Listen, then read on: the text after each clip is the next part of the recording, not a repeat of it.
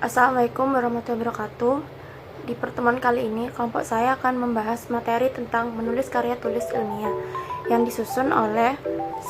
Saya sendiri, Lia Puji Rahayu dengan NIM 20031110032. Yang kedua, Ainun Ernawati dengan NIM 20031110033. Yang ketiga, Eni Krisnawati dengan NIM 20031110034. Pembahasan yang pertama yaitu ringkasan, abstrak, dan sintesis dalam karya tulis. Yang pertama, ringkasan.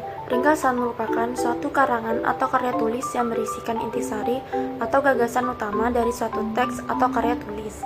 Yang kedua, abstrak.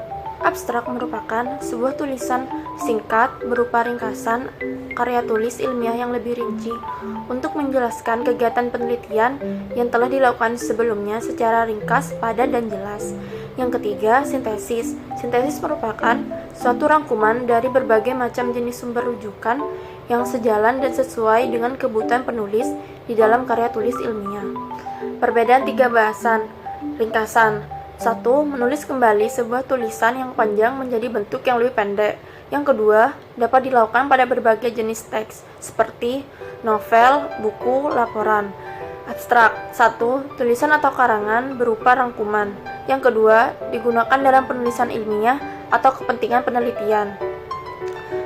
Sintesis. Sintesis yang pertama, membuat ringkasan dari berbagai sumber. Yang kedua, melampirkan data sumber.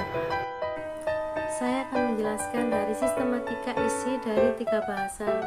Yang pertama pada ringkasan yang terdiri dari pendahuluan, metode penelitian, dan juga hasil penelitian. Yang kedua pada abstrak yang terdiri dari latar belakang topik yang dipilih, kemudian tujuan penelitian, metode atau bahan, dan juga kesimpulan atas penelitian. Dan yang terakhir sistematika pada tesis yang terdiri dari pendahuluan, metode penelitian, dan juga hasil penelitian. Pembahasan yang kedua yaitu pendahuluan, isi, dan penutup dalam karya tulis. Pendahuluan, isi, dan penutup dalam karya tulis memiliki beberapa fungsi. Yang pertama yaitu fungsi fungsional. Maksudnya, karya tulis ilmiah dapat berguna sebagai alat mengembangkan pengetahuan sebagai bahan pustaka dan untuk kepentingan disiplin ilmu tertentu. Yang kedua yaitu fungsi pendidikan, di mana dengan menulis karya ilmiah akan memberikan pengalaman dan juga pelajaran yang berharga bagi para penulisnya. Sebagai contoh, di perguruan tinggi, khususnya di jenjang sarjana, mahasiswa dilatih untuk menulis karya ilmiah seperti makalah, laporan praktikum, ataupun skripsi, atau bisa disebut dengan tugas akhir. Dan yang terakhir yaitu fungsi penelitian. Maksudnya, karya ilmiah yang ditulis berguna untuk mengembangkan ilmu pengetahuan dan berguna juga bagi seorang peneliti untuk mempraktikkan prosedur ilmiahnya. Sistematika karya tulis ilmiah. Bagian pembuka. 1. Judul. 2. Nama dan kedudukan tim pembimbing. 3. Pernyataan keaslian karya tulis ilmiah. 4. Kata pengantar. 5. Abstrak. Dan 6. Daftar-daftar. Daftar-daftar yang dimaksud di sini adalah daftar isi, daftar tabel, daftar gambar, dan daftar lampiran yang terdapat pada karya tulis ilmiah. Bagian isi.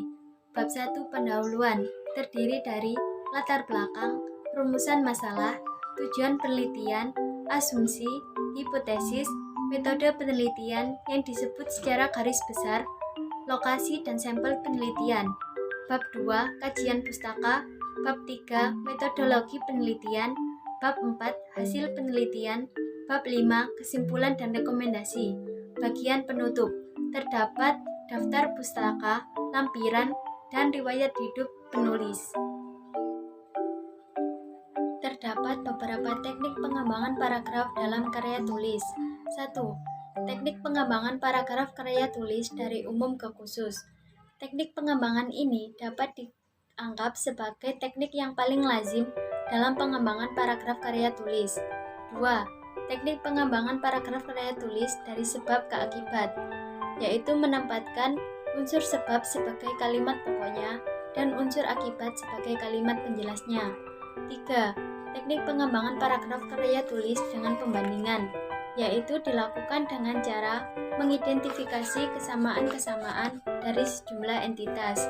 4. Teknik pengembangan paragraf karya tulis dengan pemberian contoh. Contoh atau misal atau mungkin sampel dilakukan untuk memberikan bukti konkret dari sebuah generalisasi yang sifatnya sering abstrak. 5. Teknik pengembangan paragraf karya tulis dengan pemberian definisi. Definisi dapat dipahami sebagai uraian atau penjabaran pengertian tertentu untuk memperjelas ketidakjelasan sebuah konsep. 6. Teknik pengembangan paragraf karya tulis dengan pembuktian. Di dalam paragraf karya tulis diberikan banyak fakta sebagai bukti atas pernyataan umum yang hadir pada awal paragraf, dan lain-lain.